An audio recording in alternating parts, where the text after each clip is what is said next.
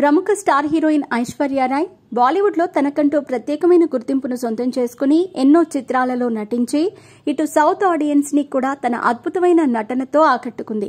ఇప్పటికీ కూడా సెలెక్టివ్గా పాత్రలు ఎంచుకుంటూ అభిమానులను ఆకట్టుకునే ప్రయత్నం చేస్తోంది. గతంలో సల్మాన్ ఖాన్తో ప్రేమాయణం నడిపిన ఈమె పెళ్లి వరకు వెళ్లకుండానే అతనితో బ్రేకప్ చెప్పుకుని ఆ తర్వాత బిగ్ బి వారసుడు ప్రముఖ హీరో అభిషేక్ బచ్చన్తో ప్రేమలో పడి అతడిని వివాహం చేసుకుంది.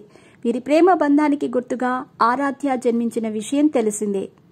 బాలీవుడ్ సినీ ఇండస్ట్రీలో మోస్ట్ బ్యూటిఫుల్ కపుల్గా గుర్తింపు తెచ్చుకున్న ఈ జంట గత కొంతకాలంగా రూమర్స్ ఎదుర్కొంటోంది. భార్యాభర్తల మధ్య విభేదాలొచ్చాయని, దీనికి తోడు ఇటీవల జరిగిన అనంత్ అంబానీ పెళ్లి వేడుకలలో కూడా ఐశ్వర్య కూతురితో మాత్రమే కనిపించటం, అత్తమామలతో కలవకపోవటం అన్నీ కూడా విభేదాలున్నాయనే రూమర్స్ కి ఆజ్యం పోశాయి.